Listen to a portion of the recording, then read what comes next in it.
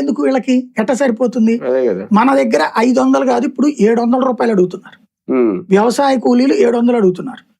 ఆ భవన నిర్మాణ కార్మికులు 900 అడుగుతున్నారు. మేస్త్రి వచ్చేటప్పుడు 1500 అడుగుతున్నాడు. అక్కడ ఇప్పుడు 1800 దాకా వెళ్ళింది ఇది భవన నిర్మాణం. ఇక్కడ మేస్త్రి 1100 అడుగుతున్నాడు. ఆ మేస్త్రిలే వీళ్ళకి పెట్టుబడి. అదే వీళ్ళు ఏం చేశారంటే బ్రోకర్లను పెట్టుకుంటే ఇక్కడ 3 ఇంచుల్లో డబ్బులు సంపాదించుకున్నారు.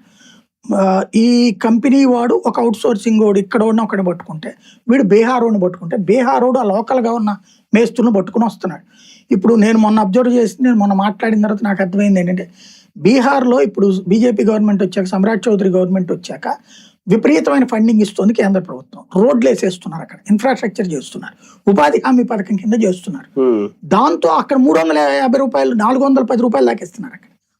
అక్కడ 410 వస్తుండగా ఇక్కడ 300కి ఎందుకు రావాలి? ఇక్కడ ఫ్యామిలీ వచ్చి రోడ్డు పక్కన ఒక పాక వేసుకుని అక్కడే తింటూ అక్కడే బతుకుతా చెయ్యాలి. వాళ్ళ కోసం చిన్న సూపర్ బజార్లు కూడా పెట్టేశారు ఇక్కడ, వాళ్ళు తక్కువ రేటు కొనుక్కోవడానికి. అమరావతిలో చూస్తే వాళ్ళ కోసం తినడానికి కొన్ని పాయింట్లు సూపర్ బజార్లు పెట్టారు. వాళ్ళకి ఎప్పుడు గిట్టుబాటు అవుతుంది? ఈ సూపర్ బజార్లో తింటే వాళ్ళకి గిట్టుబాటు కాదు. ఇప్పుడు పల్లె ప్రాంతాల్లో రైతులు అన్నం వండిచ్చి పెడుతున్నారు, కొన్ని చోట్ల కూల్ డ్రింకులు కూడా ఇస్తున్నారు కూలీలకి ఇక్కడ.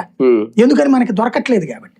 ఇప్పుడు అక్కడి నుంచి వచ్చినోడు ఇక్కడ గుడిసెలాగా వేసుకుని, లేదా అదేదో అంటారు టెంట్ లాగా వేసుకుని ఆ దగ్గరలోనే మరుగుదొడ్లు చూసుకునేసి వాళ్ళంతటా వాళ్ళు వండుకు తింటే 50 రూపాయలు 100 రూపాయలతో అయిపోతుంది. 200 రోజుకి మిగిలితే నెలకు వచ్చేటప్పటికి 6000 భార్యకి 6000 భర్తకి మిగిలితే, ఇట్లాగ ఒక 6 నెలలు చేసుకుంటే 2 లక్షల రూపాయలు డబ్బులు తీసుకెళ్లి వాళ్ళ ఊళ్ళో ఖర్చు పెట్టుకుంటే ఒక ఇల్లు కొనుక్కోవడమో ఏదో